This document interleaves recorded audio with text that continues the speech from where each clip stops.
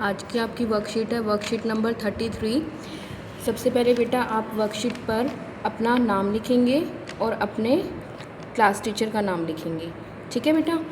आज हम जो चैप्टर करने जा रहे हैं वो है धातु एवं अधातु। वो हमारे वर्कशीट नंबर 32 से स्टार्ट हो गया था।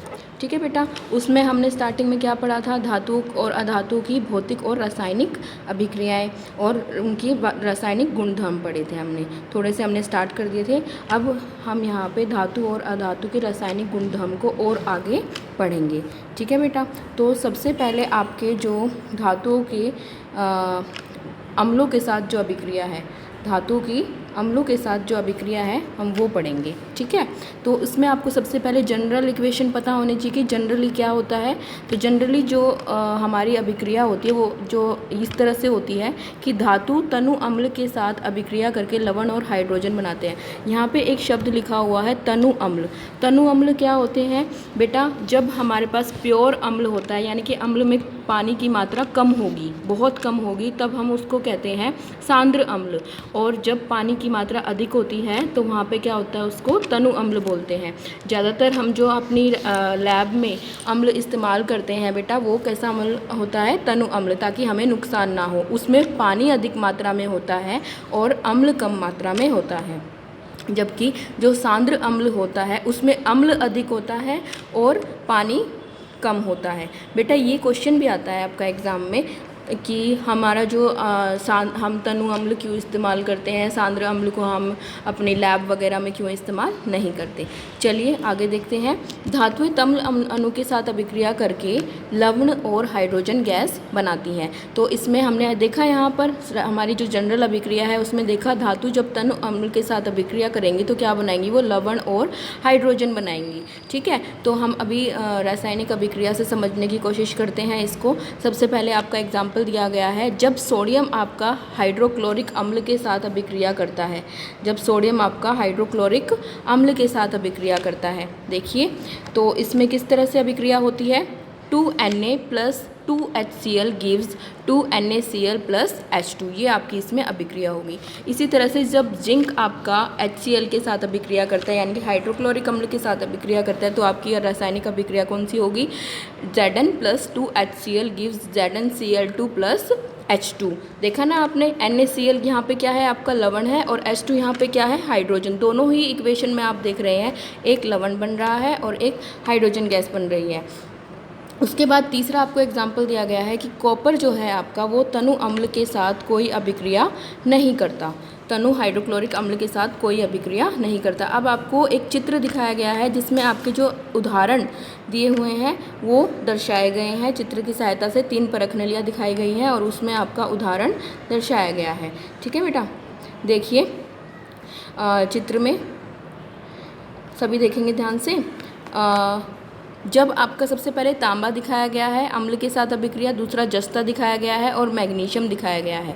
ठीक है बेटा। अब देखिए नीचे, जब धातुएं नाइट्रिक अम्ल के साथ अभिक्रिया करती हैं तब वह हाइड्रोजन गैस उत्सर्जित नहीं होती है, क्योंकि HNO3 एक प्रबल ऑक्सीकारक होता है जो उत्पन्न H2 को ऑक्सीकृत करके जल में परिवर्तित करता है। स्वयं नाइट्रोजन के किसी ऑक्साइड N2O NO2 में अपचयित हो जाता है, लेकिन मैग्नीशियम मैग्नीज अति तनु HNO3 के साथ अभिक्रिया कर हाइड्रोजन गैस उत्सर्जित करते हैं। इसका मतलब क्या है कि जनरली जब आपका नाइट्रिक अम्ल होता है बेटा वो बहुत ही अच्छा ऑक्सीकारक होता है। वो इस अभिक्रिया में यानी कि अम्ल उसके साथ अगर हम किसी भी धातु का अभिक्रिया कराते हैं तो वो क्या करता है, H2 गैस ना बनाकर क्या बना देता है, जल बना देता है। ठीक है। और उसके अलावा वो क्या बनाएगा, अपनी नाइट्रोजन का कोई ऑक्साइड बना देगा। लिखा हुआ ना यहाँ पे N2O NO और NO2, इनमें से कुछ बना देता है। ठीक है। इसके अलावा कुछ ऐसी धातुएं फिर भी होती हैं, एक्सेप्शन हमने पिछली बार भी देखा था, अपवाद होते हैं हमारे जो कर जाती हैं, है ना। तो इसमें से हमारी मैग्नीशियम मैग्नीज ये जो धातुएँ होती हैं ये हमारी बहुत तनु, अति तनु लिखा है ना, अति तनु HNO3 के साथ अभिक्रिया कर H2 गैस उत्सर्जित करते हैं। ठीक है। अब इसकी इक्वेशन देखते हैं हम। देखिए मैग्नीज और मैग्नीशियम की, सबसे पहले आपका मैग्नीशियम की इक्वेशन दी हुई है। मैग्नीशियम जब HNO3 के साथ, तनु लिखा हुआ है ना, यानी कि इसमें पानी की मात्रा अधिक है, के साथ अभिक्रिया करेगा तो क्या बनाएगा, MgNO3 ट्वाइस। ये क्या है आपका, ये है आपका लवण है, प्लस H2, और ये क्या है आपकी हाइड्रोजन गैस है। इसी तरह से मैग्नीज का फॉर्मूला क्या होता है, Mn, वो भी किस तरह से अभिक्रिया करेगा HNO3 के साथ, MnNO3 ट्वाइस, ये इसका क्या है, लवण, और प्लस H2, ठीक है। इसके बाद देखिए, अन्य धातु लवणों के विलयन के साथ धातुएं अभिक्रिया करती हैं।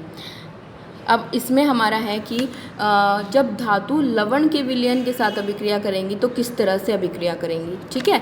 तो देखिए हमारी फर्स्ट इसमें उदाहरण देखते हैं हम। इसमें सबसे पहले हमारा क्या है, धातु जब लवण के साथ अभिक्रिया करती हैं तो क्या बनता है। तो इसमें आप देखिए इक्वेशन, जनरल इक्वेशन देखिए। सबसे पहले धातु A प्लस B लवण का विलयन, यानी कि पहली एक धातु है, जैसे इसमें नीचे उदाहरण देखिए, आयरन है और यहाँ पे कॉपर सल्फेट है ना, आयरन और कॉपर सल्फेट है। तो धातु A किसको बोला गया है यहाँ पे, आयरन को, और B क्या है यहाँ पे आपका कॉपर, और उसका लवण क्या है, सल्फेट।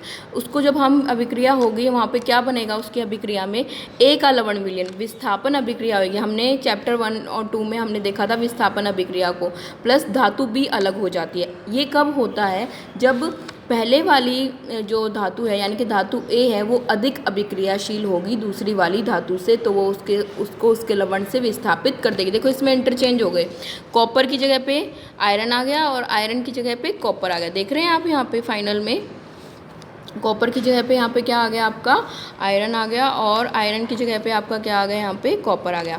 इक्वेशन को ध्यान से देखें, ठीक है। सभी धातु समान रूप से अभिक्रियाशील नहीं होती, कुछ बहुत अधिक अभिक्रियाशील होती हैं, कुछ कम होती हैं, है ना बेटा। तो यदि हम ऑक्सीजन, पानी और एसिड के साथ विभिन्न धातु की अभिक्रियाशीलता की जाँच करते हैं तो हम पाते हैं कि सभी धातुएँ इन अभिकर्मकों के साथ अभिक्रिया नहीं करती। कुछ कर जाएंगी, कुछ बहुत तीव्रता से करती हैं, कुछ बहुत कम तीव्रता से करती हैं, कुछ थोड़ी बहुत ही अभिक्रिया करते हैं, ठीक है। तो अभी इसमें आपका जो फर्स्ट इक्वेशन हमने अभी की थी, जब वो धातु के दूसरी धातु के लवणों के साथ अभिक्रिया करेंगे तो किस तरह से होगा, ये आपका प्रैक्टिकल भी है और ये आपने 9th क्लास में भी प्रैक्टिकल किया हुआ है, अगर आपको याद हो तो। हम क्या करते हैं, कॉपर सल्फेट का जलीय विलयन लेते हैं, वो किस कलर का होता है बेटा, देखो ब्लू कलर का होता है, और उसमें हम क्या डालते हैं, आयरन, लोहे की कील डालते हैं। लोहे की कील डाला ना, तो ये यहाँ पे Fe क्या है आपका, लोहे की कील है, और कॉपर सल्फेट जलीय विलयन है। जब इसकी अभिक्रिया होगी तो क्या होगा, Cu की जगह, कॉपर की जगह आपका क्या आ जाएगा, आयरन आ जाएगा, और क्या बना देगा वो, आयरन सल्फेट, और कॉपर जो होगा इसमें से अलग हो जाएगा। और उसमें विलयन का रंग कैसा हो जाता है, हमने किया था ना, हल्का हरा हो जाता है ना बेटा, हल्का हरा रंग हो जाता है विलयन का रंग, हमने पढ़ा था ना ये। तो इसमें ये इक्वेशन कब पॉसिबल है, जब हमारी अभिक्रिया करने वाली धातु यानी कि आयरन जो है कॉपर से अधिक अभिक्रियाशील है, इसीलिए ये इक्वेशन हो पाती है। मैंने आपको 9th क्लास में भी समझाया था। क्या इस अभिक्रिया को हम उल्टा कर सकते हैं, नहीं। जैसे आपका यहाँ पे, अब अगर आप इसको देखो, इस वाले को, यहाँ पे आयरन सल्फेट और कॉपर की अगर मैं रिएक्शन कराऊँ, आयरन सल्फेट और कॉपर की अगर मैं रिएक्शन कराऊं तो क्या होगी, यहाँ पे कोई रिएक्शन, यहाँ पे कोई रिएक्शन नहीं होगी, इसका आएगा नो रिएक्शन, ठीक है बेटा। यहाँ पे क्या होगा, नो रिएक्शन, कोई भी अभिक्रिया नहीं होगी। क्यों नहीं होगी, क्योंकि कॉपर जो है आयरन से अधिक अभिक्रियाशील नहीं है, समझे ये बात, क्योंकि कॉपर जो है आयरन से अधिक अभिक्रियाशील नहीं है, इसीलिए वो उसको विस्थापित, आयरन को उसके लवण से विस्थापित नहीं कर सकता। ओके, चलिए अब आगे देखते हैं।